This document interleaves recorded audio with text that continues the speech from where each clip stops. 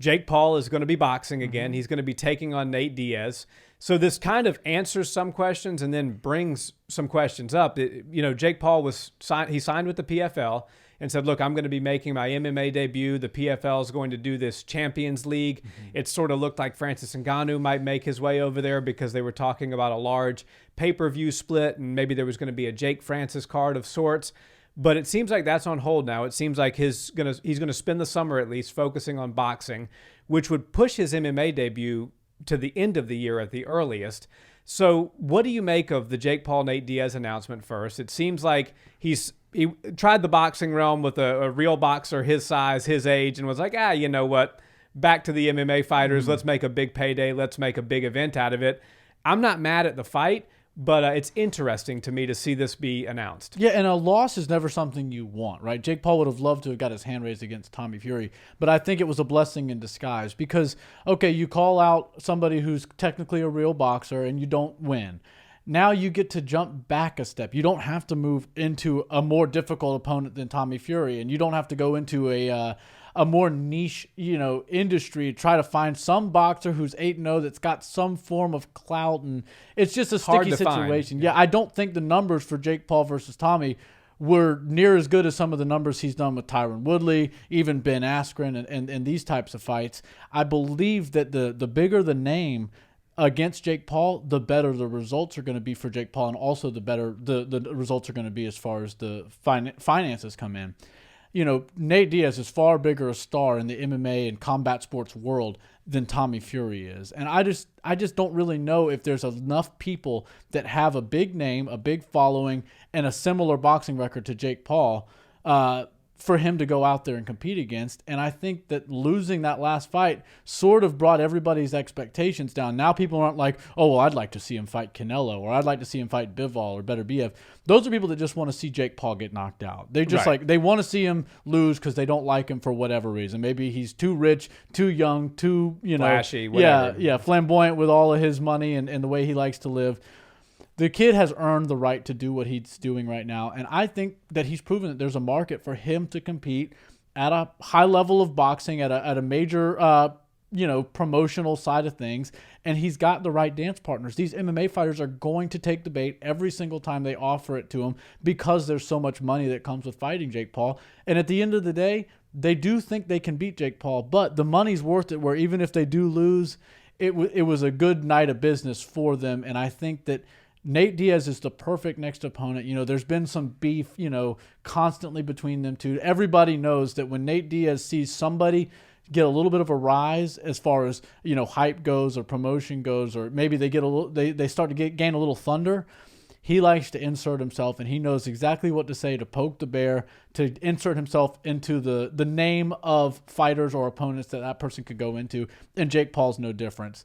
I think Nate Diaz would go in there against Logan Paul if he had the opportunity, and if he wants to, try to drum up some brother versus brother drama, there's something there. I always felt like from the beginning of the Jake Paul experiment that we were going to see Nate and Jake cross paths, and I guess this is the most appropriate time for them to do it.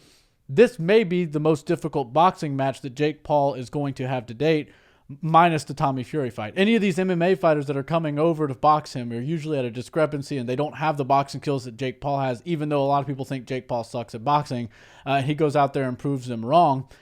Nate Diaz has some boxing. When you have Andre Ward signing off on you, and you have all the accolades that Nate Diaz has inside and outside of the ring in the octagon as far as boxing goes, you're in for a good night of boxing, and I think Jake Paul and Nate Diaz are going to be able to gain a lot of excitement. Yeah, I mean, if you sparred rounds with Andre Ward and he says this guy's legit, these guys both, he said they both have hands, meaning Nate and Nick.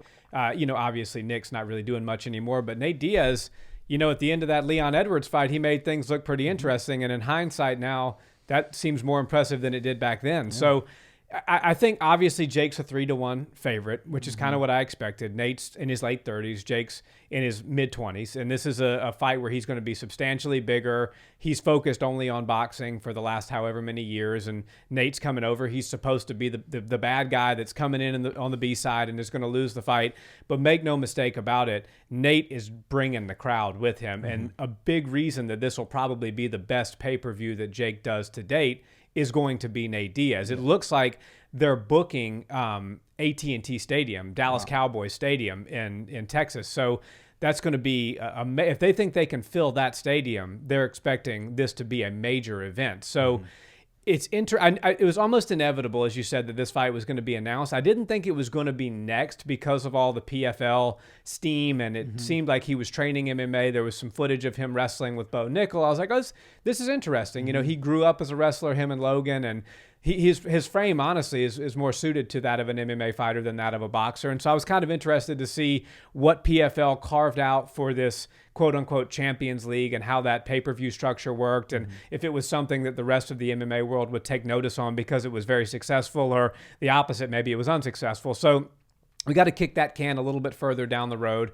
It's going to be a while before we see Jake Paul in a cage of any kind, but sign me up to watch the Nate Diaz versus Paul fight. And as a Nate Diaz fan, it's hard to get excited for this because I feel like I know what's going to happen, but you never know. Diaz can surprise you. Yeah, Diaz has great boxing, but, you know, him and his brother, they both love to block punches with their head. And Jake Paul, you know, you can say a lot about him, and you can even be negative about his boxing skills or lack thereof.